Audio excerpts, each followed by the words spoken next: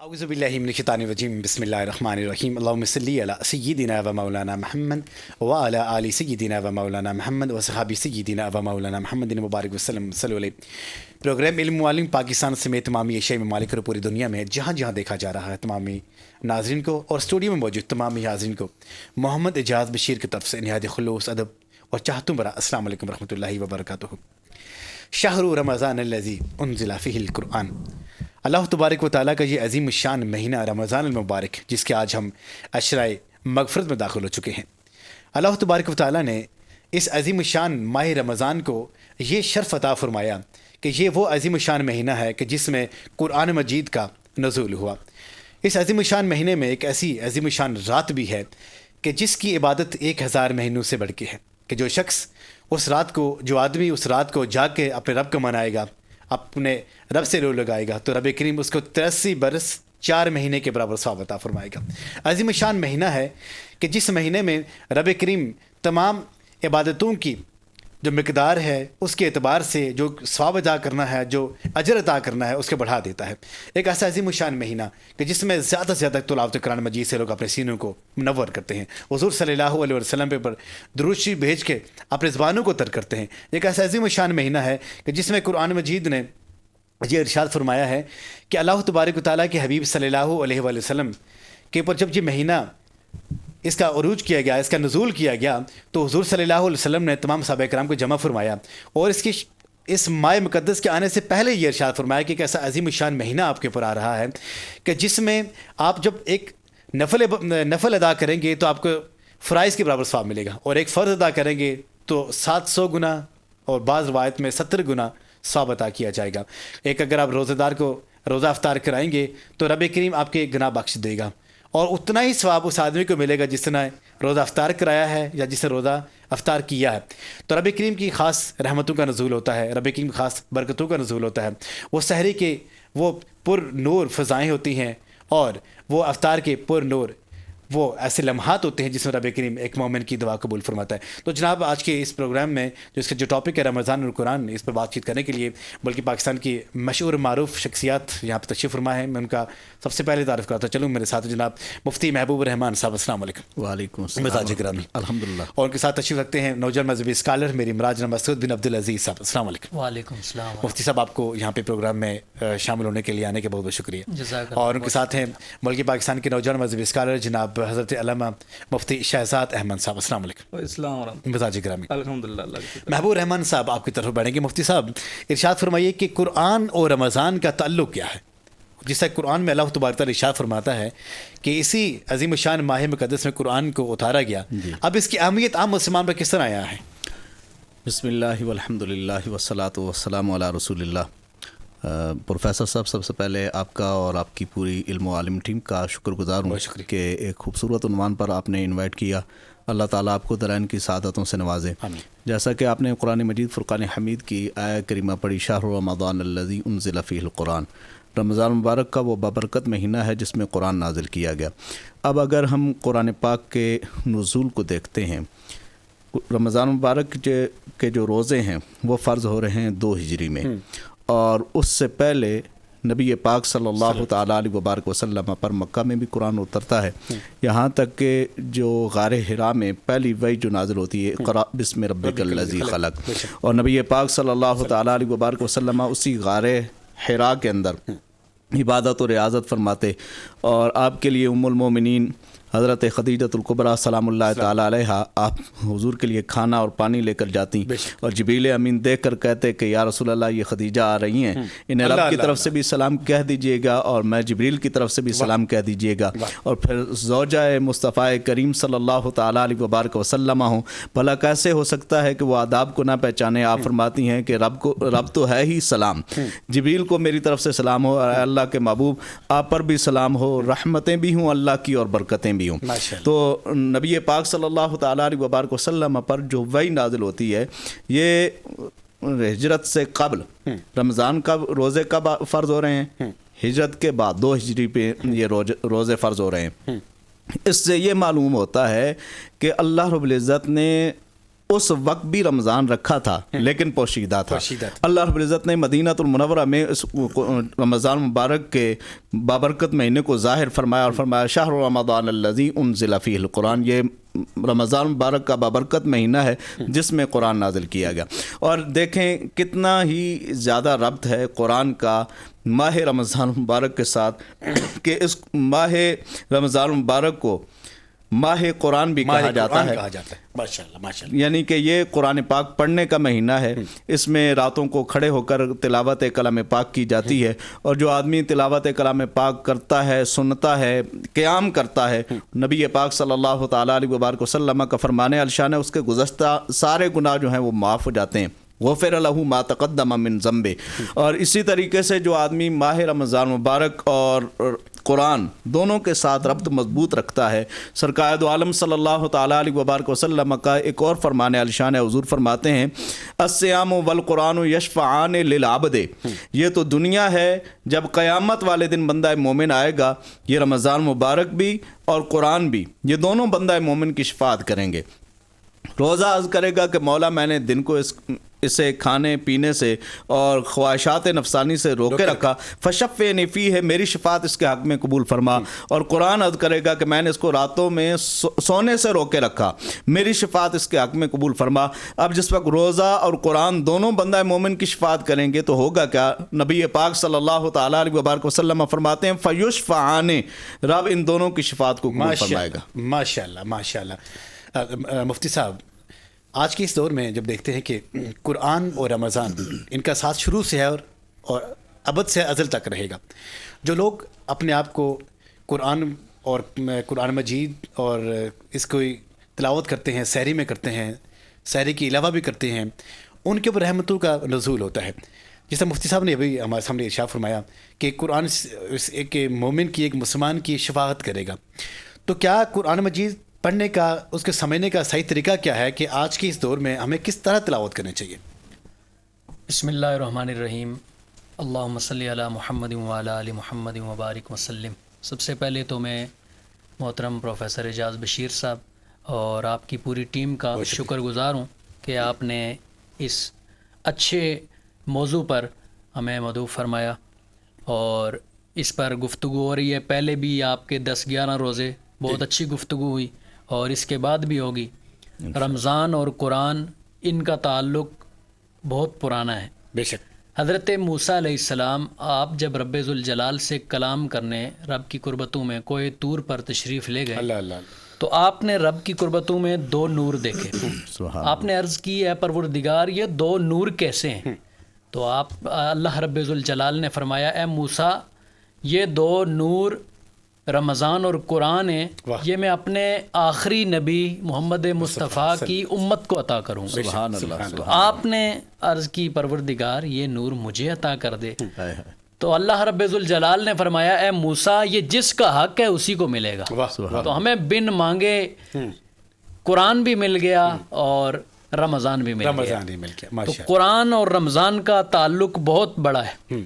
रमज़ान में अक्सर कुरान की तिलावत की जाती है रातों को, यानी जो लोग इशा की नमाज़ बड़ी मुश्किल से पढ़ के जल्दी से बिस्तर पर सो जाते हैं, वो लोग भी रमज़ान में मस्जिदें भरी होती हैं और कुरान पूरे कुरान की तिलावत सुन रहे होते हैं। और कई जगह पर, कई जगहों पर ऐसे कुरान की तिलावत होती है कि एक दिन में 10-10 सिपारे तिलावत होते हैं। अल्लाह। और ये नहीं कि बहुत तेज़ी से, आराम से क़ियामुल लैल में, सलातुत तरावी में वो कुरान की तिलावत होती है और लोग बड़े ज़ौक़ व शौक़ से खड़े होकर सुनते हैं। ये भी एक अंदाज़ है। और कुरान को रमज़ान में पढ़ने का और समझने का मेरे ख़्याल में सबसे अच्छा अंदाज़ ये होना चाहिए कि बेशक थोड़ा हो, रोज़ाना 1 रुकू हो जाए, 1 आयत हो जाए, आधी आयत हो जाए, लेकिन अगर उसको समझ कर पढ़ा जाएगा तो मेरे ख़्याल में ये बहुत फ़ायदेमंद होगा। अगर पूरा कुरान पढ़ लिया, दिमाग में कुछ ना आया, जहन में कोई चीज़ ना आई, तो फिर उसका मेरे ख्याल में फ़ायदा नहीं होगा। कुरान सिर्फ अल्लाह रब्बुल जलाल ने ختم درود پڑھنے کے لیے تو نازل نہیں کیا. بے شک بے شک. یہ قرآن نازل ہوا ہے انسان کی زندگی گزارنے کے لیے. یہ ایک دستور ہے، جیسے ایک پاکستان کا آئین اور دستور قانون ہے، ایک پورا وہ کتابچہ ہے، اس کو پڑھ کر پاکستان کے قوانین پر عمل کیا جاتا ہے. تو یہ مسلمان کی زندگی کا آئین اور دستور یہ قرآن حکیم ہے. اگر اس کو دیکھ کر انسان اپنی زندگی گزارے گا وہ دنیا میں بھی کامیاب ہوگا، وہ آخرت میں بھی کامیاب ہوگا. ماشاءاللہ ماشاءاللہ. شاندار انداز سے مفتی صاحب نے بتا دیا کہ قرآن مجید جب ہم لوگ تلاوت فرما رہے ہوتے ہیں، ایک اس کی ریڈنگ ہوتی ہے، ایک ہے اس کے تلفظ کے ساتھ، اسی ترجمے کے ساتھ جب ہم اس کے پڑھیں گے تو پھر وہ قرآن ہمارے سینوں میں سرایت کرے گا. جو حکم بھی ہے حدیث کا، خیرکم من تعلم القرآن وعلمہ. یہاں قرات کا نہیں ہے کہ اس کو پڑھو، بلکہ یہ ہے تعلم القرآن وعلمہ.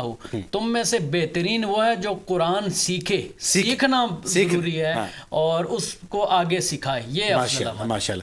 ہمارے ساتھ ہیں جناب حضرت علامہ شہزاد احمد قادری صاحب. جاننا چاہیں گے کہ قرآن مجید کی عظمت اور رمضان الپاک کی عظمت، ان دونوں کی جب خصوصیات ہمارے سامنے آتی ہیں تو وہ بندہ مومن کتنا خوش نصیب ہوگا جس کو ایک ہی مہینے میں یہ دو خصوصیات ملی ہیں. کیا ارشاد فرمائیں گے؟ بسم اللہ الرحمن الرحیم. سب سے پہلے میں پروفیسر اعجاز صاحب آپ کا شکریہ ادا کرتا ہوں کہ آپ اس ماہ مقدس میں جو ہے تو علماء کرام کو یہاں پر مدعو کرتے ہیں اور مختلف قسم کے پروگرامات، خاص طور پر دینی پروگرامات آپ کے ذریعے سے اور آپ کے اس چینل کے ذریعے سے قرآن و سنت کا جو پیغام ہے بہت سارے احباب تک پہنچتا ہے. اللہ رب العالمین آپ سب کو، آپ کی پوری ٹیم کو جزائے خیر عطا فرمائے. بہت شکریہ.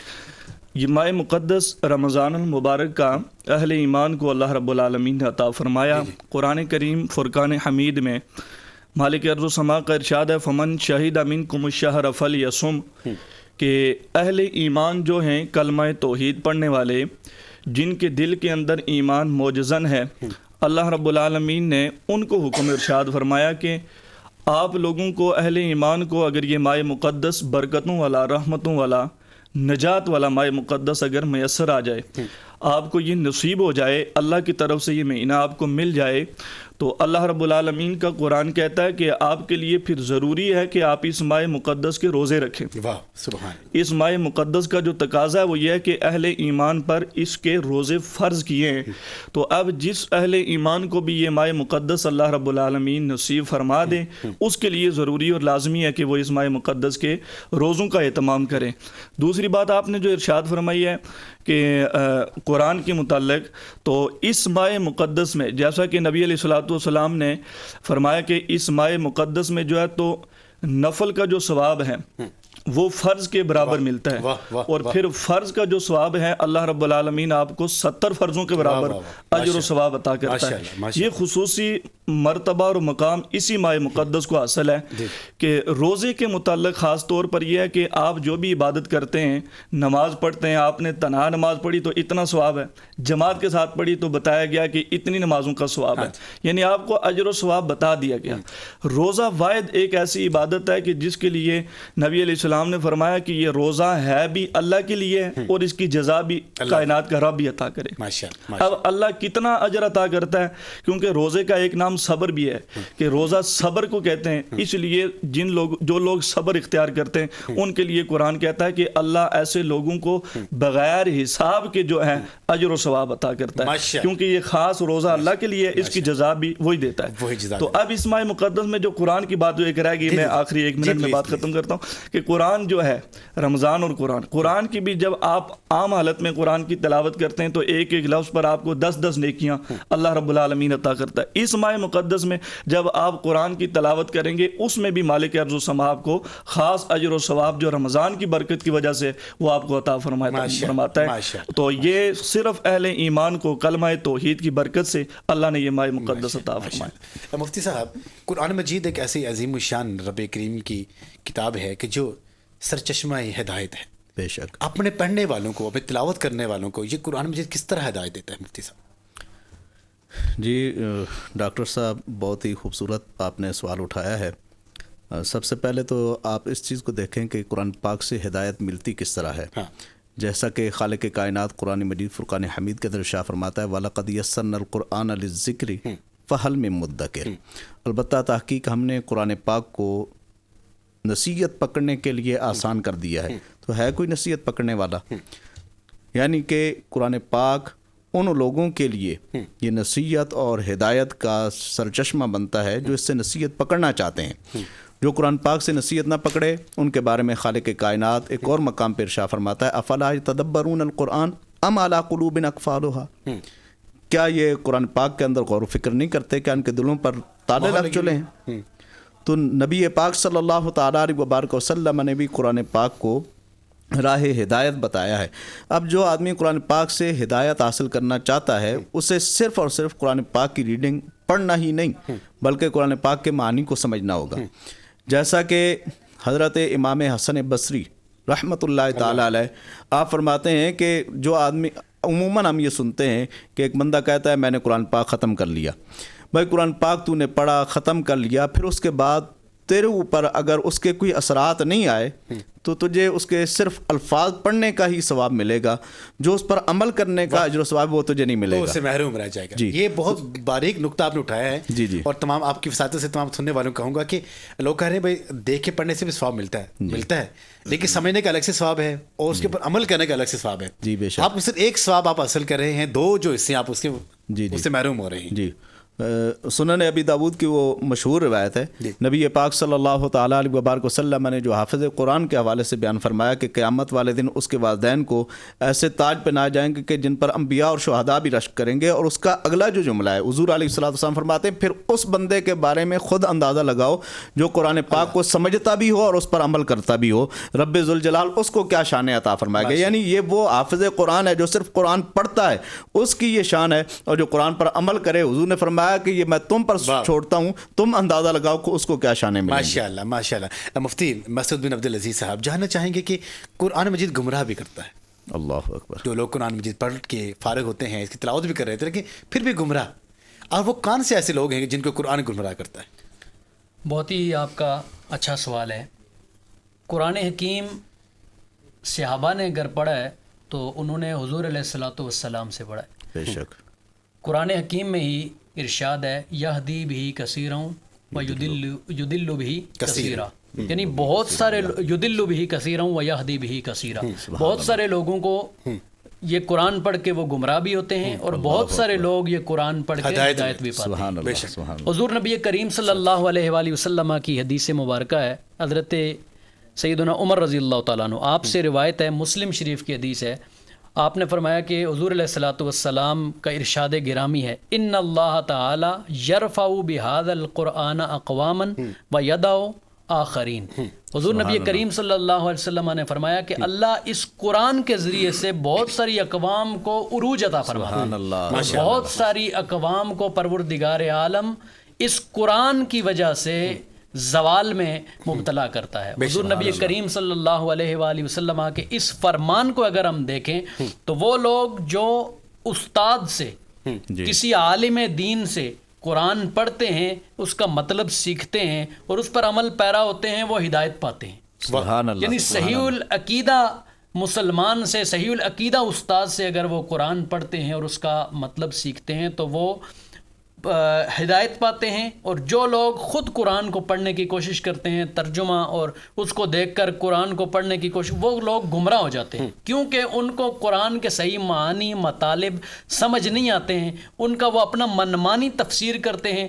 کئی لوگ جیسے ہمارے کئی مذہبی اسکالر بنے جو لوگ میڈیا چینلوں پہ بیٹھے ہوتے ہیں، میں ان کا نام نہیں لیتا، لیکن وہ لوگ جب ایسے معانی بیان کرتے ہیں، مثلا پچھلے دنوں آپ نے دیکھا ہوگا کہ جب خاتم النبیین حضرت محمد مصطفیٰ صلی اللہ علیہ وسلم کے حوالے سے، جب قادیانیوں کے حوالے سے کوئی معاملات ان کے حوالے سے چیزیں پیش ہوئیں تو بہت سارے لوگوں نے جو مذہبی اسکالر بنے بیٹھے ہیں، قرآن کی تفسیر کرنے والے وہ بن کے بیٹھے ہیں، لیکن انہوں نے اس کا معنی اور مفہوم غلط کیا اور اس کا مطلب غلط سمجھانے کی کوشش کی۔ اس طرح بہت سارے لوگ گمراہ ہوتے ہیں اور بہت سارے لوگ عروج پاتے ہیں۔ اللہ رب ذوالجلال ان کو عروج دیتا ہے۔ ایک جگہ پہ اللہ رب ذوالجلال نے ارشاد فرمایا وَمَنْ أَعْرَضَ عَنْ ذِكْرِي فَإِنَّ لَهُ مَعِيشَةً ضَنْكًا، فرمایا کہ جو قرآن سے منہ موڑتا ہے اللہ رب ذوالجلال اسے تنگ کر کے رکھ دیتا ہے، وہ تنگ دست کر دیتا ہے، اور وہ قیامت کے دن جب اٹھے گا تو اللہ رب ذوالجلال اسے اندھا کر کے اٹھایا جائے گا. اور مفتی صاحب نے بہت اچھی بات کی کہ جب ہم قرآن مجید کی تلاوت فرما رہے ہوتے ہیں اور ہر کوئی اپنے اپنے انداز سے تفسیر لکھ رہا تھا اپنی منمانی طریقے سے, اب جب حقیقی معنوں میں اگر دیکھ کے اس کو لکھا جائے سمجھا جائے تو گویا کہ وہ جو لکھنے والا وہ خود تو چلو گمراہ ہوگا ہی ہوگا, لیکن باقی جو اس کے فالوورز ہوں گے وہ بھی گمراہ ہوں گے, لیکن پھر اس کا وہ جو گناہ ہوگا وہ لکھنے والے کی ہوگا. پروفیسر صاحب یہاں پر میں چھوٹی سی بات عرض کروں گا. نبی پاک صلی اللہ تعالیٰ علیہ وبارک وسلم کا فرمان عالی شان ہے, من قال فی القرآن برائیہ فلیتبوأ مقعدہ فی النار او کما قال النبی صلی اللہ علیہ وسلم, کہ جو قرآن کے اندر اپنی رائے سے کوئی بات کرے, کہے کہ میں یہ کہتا ہوں, تو وہ اپنا ٹھکانہ جہنم میں بنا لے. اور ایک نبی پاک صلی اللہ تعالیٰ علیہ وبارک وسلم کا فرمان عالی شان ہے کہ جو آدمی قرآن پاک کے اندر اپنی رائے سے کہے فَإِنْ أَصَابَ فَقَدْ أَخْطَأَ, اگر وہ درست بات بھی کر رہا ہے پھر بھی اس نے خطا کی. جی علامہ شہزاد صاحب, کچھ ایسے تحفظات تھے کہ جو آپ یہ سمجھتے ہیں کہ رمضان المبارک کے مہینے میں نہیں ہونا چاہیے, کسی شہر میں کچھ چیزیں اس طرح وہاں تقسیم کی جاتی, تو کیا کہیں گے ان کے بارے میں؟ ماشاء اللہ آپ نے بڑی انتہائی عام بات کی طرف توجہ جو ہماری مبذول کروائی ہے. دیکھیں قرآن کریم کے اندر بھی یہ بات واضح موجود ہے کہ ہر ایک عبادت اللہ کی بارگاہ میں وہی قبول ہوتی ہے کہ جس کے اندر اللہ کی رضا شامل بے شک. اگر اللہ کی رضا اور خلوص شامل نہیں ہے تو پھر آپ چاہے جتنی نمازیں پڑھیں عبادتیں کرتے رہیں وہ بھی جو ہے بجائے مقبول ہونے کے وہ مردود بن جاتی ہے. تو یہ ماہ رمضان ہم سے اس چیز کا بھی تقاضا کرتا ہے کہ قرآن ہم سے اس بات کا تقاضا کرتا ہے کہ جب ہم اللہ کی رضا کے لیے خاص طور پر کسی کو کچھ دیں, اس کی جو عطا کردہ ہمیں مال و دولت ہے, جو نعمت ہے, اس سے جب ہم اللہ کی رضا کے لیے خلوص کے لیے کسی کو کچھ دیں تو اس میں بھی خاص اس کی رضا شامل ہونی چاہیے, نہ کہ کسی دنیا دار کو دکھانے کے لیے. نبی علیہ الصلوۃ والسلام کی ایک حدیث کا مفہوم ہے کہ آپ صلی اللہ علیہ وسلم نے فرمایا کہ اذا جمع اللہ الناس یوم القیامۃ نادى مناد من اشرک فی عمل عملہ للہ احدا فلیطلب ثوابہ من عند غیر اللہ او کما قال, کہ نبی علیہ السلام نے فرمایا کہ جس بندے نے جو ہے بروز محشر ایک ندا دینے والا ندا دے گا کہ جس نے بھی بظاہر جو عمل کیا کہ اس نے اللہ کی رضا کے لیے کیا, لیکن کسی غیر کو اس نے ساتھ شریک کر دیا, تو فلیطلب ثوابہ من عند غیر اللہ, آج وہ جو ہے کہ اللہ کے علاوہ کسی دوسرے سے ثواب طلب کرے. اس کا مفہوم یہ ہے کہ جو لوگ اللہ کی راہ میں خرچ کرتے ہیں اس کے اندر خلوص ہونا چاہیے. آج کل عمومی طور پر آپ نے دیکھا ہوگا جو لوگ مختلف تحریکیں اور تنظیمیں کوئی راشن تقسیم کرتی ہیں, کوئی کتابوں کی شکل میں دوسرے کی معاونت کرتے ہیں, کوئی نقد پیسے دیتے ہیں, تو اس کے اندر جو چیز دیکھنے میں آتی ہے کہ آپ کسی بہن اور بیٹی کی تصویر بنا کر, کسی بھائی کی تصویر لگا کر آپ اس کو سوشل میڈیا کی زینت بنا دیتے ہیں, جبکہ اس کے اندر جو ہے دکھلا ہے یہ ثواب نہیں کما رہے, الٹا گناہ کما رہے ہیں. اگر آپ لوگوں کو ترغیب دینے کے لیے یہ عمل کر رہے ہیں تو ترغیب کے تو اور بھی بہت سارے طریقے ہیں, اور بھی بہت سارے ذرائع ہیں. آپ صرف سامان کی تصاویریں بنا کے ویڈیوز اپلوڈ کر کے آپ جو ہے سوشل میڈیا پہ چڑھا دیں کہ تاکہ کسی کے دل میں بھی یہ جذبہ پیدا ہو غریبوں کی خدمت کرنے کے لیے. ضروری نہیں ہے کہ کسی کی بہن اور بیٹی اور بھائی اور باپ بوڑھے کی تصویر بنا کر ہم جو ہے اس کو سوشل میڈیا کی زینت بنا لیں. نیکی کر فیس بک پہ ڈال, نیکی کر فیس بک پہ ڈال. تو جناب پروگرام علم والے میں یہاں پہ وقت ہو جاتا ہے چھوٹے سے وقفے کا, ہمارے ساتھ رہیے. السلام علیکم ورحمۃ اللہ وبرکاتہ.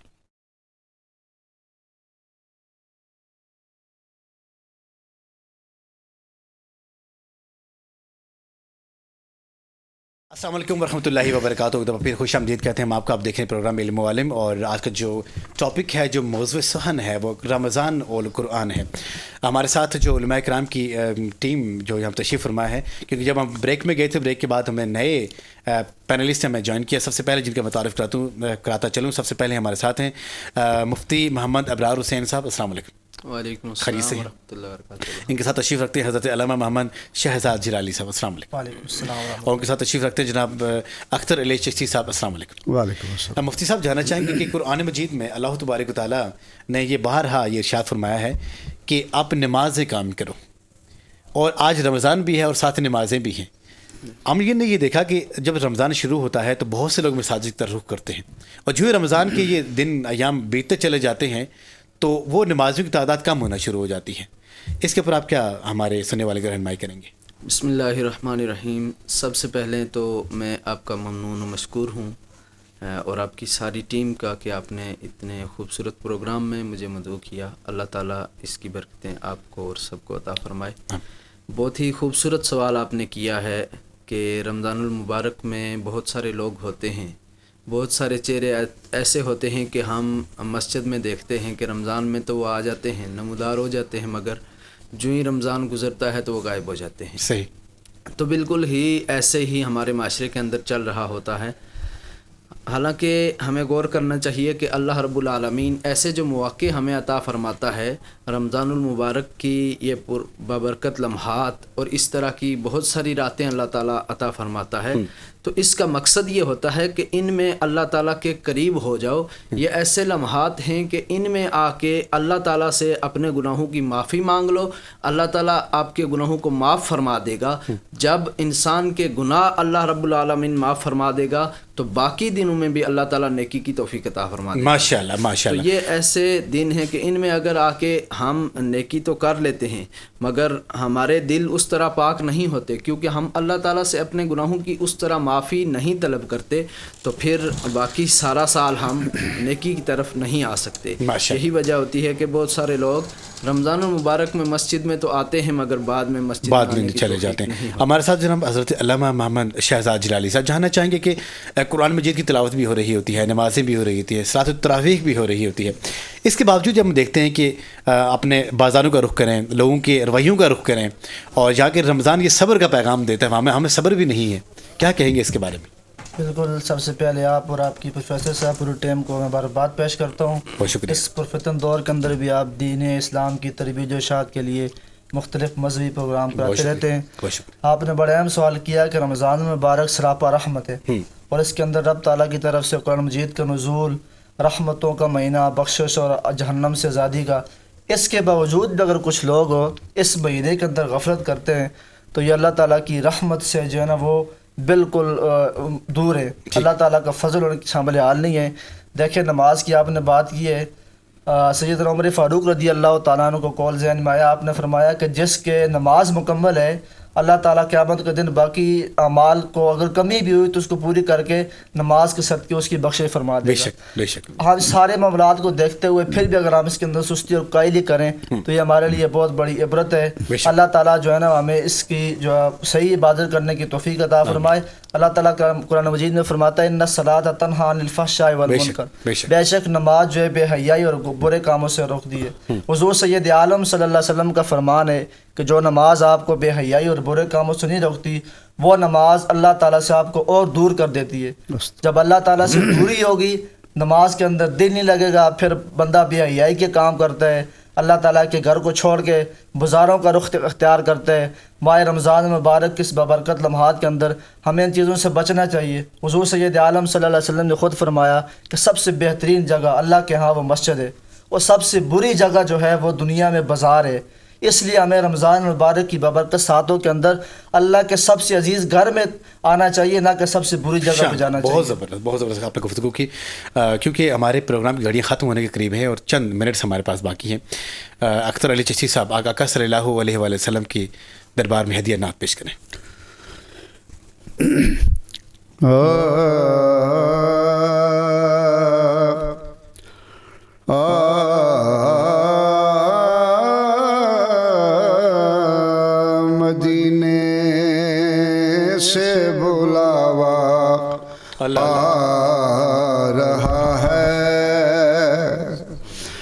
مدینے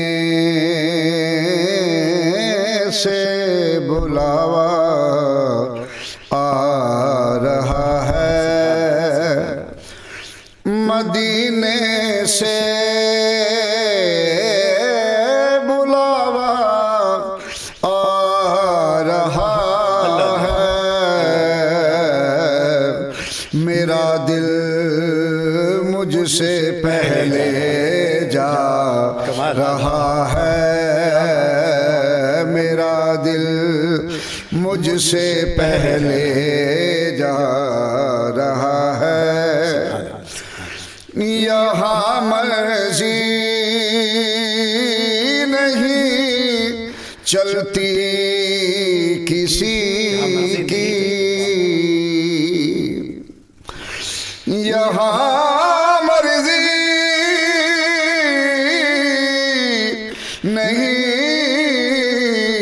چلتی کسی کی، مدینے والا ہی بلوا رہا ہے، مدینے والا ہی بلوا رہا ہے، نواسوں کا وہ صدقہ بانٹتے ہیں، نواسوں کا وہ صدقہ بانٹتے ہیں، زمانہ ان کا صدقہ کھا رہا ہے، زمانہ ان کا صدقہ کھا رہا ہے، کہیں گے مصطفیٰ قدموں سے لگ جا، کہیں گے مصطفیٰ قدموں سے لگ جا، درِ زہرا سے ہو کے آ رہا ہے، درِ زہرا سے ہو کے آ رہا ہے، اور یہ چکی سیدہ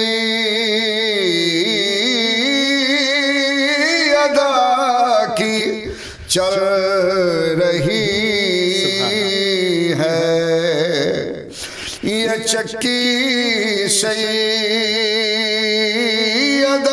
کی چل رہی ہے، زمانہ جتنا لنگر کھا رہا ہے، زمانہ جتنا لنگر کھا رہا ہے، کہے گا رب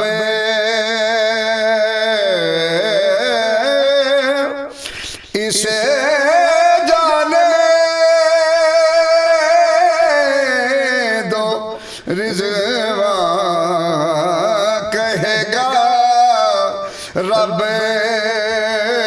اسے جانے دو رضوان، وسیلہ سیدہ کا لا رہا ہے، میرا دل مجھ سے پہلے جا رہا ہے، سبحان اللہ، جزاکم اللہ، رحمکم اللہ، اللہ تعالیٰ آپ کو دارین کی سعادتیں عطا فرمائے۔ شاندار حاضری آپ کے ہمیشہ کی طرح ہوتی ہے۔ مفتی صاحب ہمارے سننے والوں کی رہنمائی کیجیے کہ جب رمضان الکریم کے روزے کی حالت میں جب انسان جھوٹ بولتا ہے تو اس کو اللہ تبارک و تعالیٰ کی طرف سے کیا ناراضگی ہوتی ہے؟ بے شک جھوٹ ایک بہت بڑی بیماری ہے اور بہت بڑا گناہ ہے، اور جھوٹ بولنے والے شخص پہ اللہ رب العالمین کی لعنت ہوتی ہے، جو روزہ رکھ کے جھوٹ بولتا ہے۔ رمضان المبارک کے یہ ببرکت لمحات یہ اللہ تعالیٰ کی رحمت کی حصول کی گھڑیاں ہیں، اور جو شخص جھوٹ بولتا ہے تو گویا وہ اللہ کی رحمت سے دور ہو جاتا ہے، جب اللہ کی لعنت نازل ہوتی ہے تو اس کی رحمت اس سے دور کر دی جاتی ہے، تو اس کی رحمت کے حصول کے بجائے ہم اس کی رحمت سے دوری اختیار کر رہے ہیں، گویا روزہ رکھ کے اور پھر بھی جھوٹ بول رہا ہے جو شخص۔ علامہ صاحب کہ جب انسان رب کریم سے دعائیں مانگتا ہے، حدیث مبارکہ میں بھی ہے کہ افطار کے وقت جو ہم دعا مانگتے ہیں اللہ تعالیٰ قبول فرماتا ہے، اگر وہ کون سے بدبخت لوگ ہوتے ہیں جن کی افطار کے وقت دعائیں نہیں قبول ہوتی؟ اللہ اکبر۔ حضور سید عالم صلی اللہ علیہ وسلم نے بہت سارے ایسے لوگوں کی نشاندہی کی حدیث مبارکہ کے اندر جن کی دعا قبول نہیں ہوتی، نہ تو افطاری کے وقت نہ سحری وقت، اور اسی طرح لیلۃ القدر کتنی بڑی رات، 1000 مہینوں سے افضل ہے، لیکن اس کے اندر بھی کچھ ایسے بدبخت لوگ ہیں جن کی دعا قبول نہیں ہوتی۔ ان میں سے ایک زانی ہوتا ہے جو زنا کرتا ہے، اللہ تعالیٰ اس کی دعا قبول نہیں کرتا، اور سب سے بڑھ کر جو والدین کا نافرمان ہوتا ہے اللہ تعالیٰ اس کی دعا کو بھی رد فرما دیتا ہے، قبول نہیں کرتا۔ اسی طرح جو لوگ جھوٹ بولتے ہیں، धोखा करते हैं उनकी दुआ को भी अल्लाह ताला रद्द फरमाता है, नाफरमान भी। हाँ बिल्कुल। इसी तरह जो अल्लाह के नेक बंदों से बोझ रखता है अल्लाह ताला उसकी दुआ को भी रद्द फरमा देते हैं, कबूल नहीं फरमाता। वाह, ये एक ऐसे लम्हात होते हैं जो कबूलियत की घड़ियाँ होती हैं, लेकिन हमें अपना मुहासबा करना चाहिए कि रमज़ान करीम का जो अज़ीम शान महीना हमारी ज़िंदगी में रब हमें अता करता है, और हमें इस अज़ीम शान महीने को सामने रखते हुए रब करीम की उस अज़ीम शान बारगाह को सामने रखते हुए हर वो अमल करना चाहिए। मुफ्ती साहब, हमारे जानने वालों को ज़रा बता दीजिए कि रमज़ान के रोज़े अगर एक इंसान रोज़ा नहीं रखता किसी मजबूरी, शरी मजबूरी की वजह से, उसकी के जो क़ज़ा होती है वो अगर वो इंसान अगर ना लुटाए तो उसका इंसान कितना फ़िदिया अदा करे, कितना हदिया अदा करे? देखें, इस जवाब से पहले हमें ये बात ज़हन नशीन कर लेनी चाहिए कि कौन से अहबाब हैं जो फ़िदिया अदा कर सकते हैं। तो उसके लिए ज़रूरी है कि फ़िदिया सिर्फ वही शख्स अदा कर सकता है जो इस कदर बुज़ुर्ग हो चुका हो, इतना बूढ़ा हो चुका हो कि अब दोबारा उसका सेहतमंद होना अब नामुमकिन हो चुका हो। तो ऐसा शख्स जो अगर बीमार सेहतमंद है, वो सेहत उसकी सही नहीं है, वो रोज़े नहीं रख सकता, तो ऐसा शख्स फ़िदिया दे सकता है। अलावा अज़ीम कोई भी ऐसा शख्स जो रमज़ान मुबारक में बीमार हो जाता है, अगर उसको ये उम्मीद की जा सकती है कि बाद में ये ठीक जानवर हो जाएगा, लेकिन तो उसके लिए अल्लाह ताला ने भी ये कुरान में फरमाया है कि जो बंदा में बीमार हो जाए तो वो बाद में ये दिन गिनती करके शुमार करके फिर इनको इनकी क़ज़ा कर ले, तो इनकी क़ज़ा बाद में कर लेनी चाहिए। ऐसे लोग अल्लामा साहब, अफ्तारी के टाइम जो यहाँ पे दुआएं मांग रही होती हैं, हमारी तमाम दुआएं कबूल होती हैं, और मैं ये समझता हूँ कि तमाम के तमाम जो हमारे पैनलिस्ट ने बहुत अच्छी तरह से आज के इस शो में जो हमारे तमाम सुनने वालों की रहनुमाई की और जो सवालात मैंने आपके सामने रखी, क्योंकि हमारे जो प्रोग्राम घड़ियाँ बिल्कुल ख़त्म हो गई हैं, बल्कि अब मैं जाते जाते मैं बहुत ही शुक्रगुजार हूँ जनाब हज़रत अल्लामा मुफ्ती मोहम्मद अबरार साहब का, आप हमारे साथ रहे, और अल्लामा मोहम्मद शहजाद जिलाली साहब, हम माशा जानदार गुफ्तगू आपकी की। फिर किसी प्रोग्राम में इंशाल्लाह ताला आप यहाँ तशरीफ़ लाएंगे, इंशाल्लाह मज़ीद अच्छी अच्छी बातें होंगी। और अख्तर अली चश्ती साहब हमेशा की तरह आपकी एक ज़बरदस्त किस्म की हाजिर रही। प्रोग्राम इल्म आलम का वक्त खत्म हुआ चाहता है। जाते जाते एक चीज़ मैं आपके सामने ज़रूर रखूँगा कि रमज़ान मुबारक का अज़ीम शान महीना जो हमारी ज़िंदगी में रब हमें अता फरमाता है, क्या खबर अगले साल हम होंगे या नहीं होंगे, लेकिन जहाँ तक हो सके जिन जिन से आप नाराज़ हैं, जिन जिन के साथ आप कतई ताल्लुक़ हैं, जिन जिन के साथ कोई ऐसे मामलात हैं इस ज़िंदगी में रहते हैं, उनसे माफ़ी मांग लीजिए या उनको माफ़ कर दीजिए। जब आप उनको माफ़ करेंगे तो अर्श अज़ीम का मालिक आपको ज़रूर माफ़ करेगा। पिछले असल हक़ है इस अज़ीम शान रमज़ान का, यही पैगाम है रमज़ान मुबारक का। अल्लाह तबारक तआला से इंसान की इबादत कबूल करता है, जो दूसरों पर रहम करता है उसके अल्लाह ताला जन्नतें अता फरमाता है, आला से आला तरीन जन्नतें अता फरमाता है, जो दूसरों के लिए आसानियाँ पैदा करता है। हमारे दस्तरख़्वान में से हर अफ्तारी के टाइम 2-3 प्लेट्स अगर दाएँ में पड़ोस में जाती हैं तो कोई मज़ाइका नहीं है, हमारा रिज़्क़ कभी भी कम होने वाला नहीं है। लेकिन क्या खबर कि जो हमारे पड़ोस में लोग रहते हैं उनके घर में जो हमारे जो दस्तरख़्वान जो चीज़ें ज़ीनत बनी है, ये चीज़ें होंगी या नहीं होंगी। लेकिन कोशिश करनी चाहिए ज़्यादा से ज़्यादा अल्लाह ताला के मखलूक़ को खुश किया जाए। रमज़ान का महीना है, इबादत कीजिए, अपने दुआ में हमें याद रखिएगा। इजाज़ बशीर को इजाज़त दीजिए। अस्सलामु अलैकुम वरहमतुल्लाहि वबरकातुहू।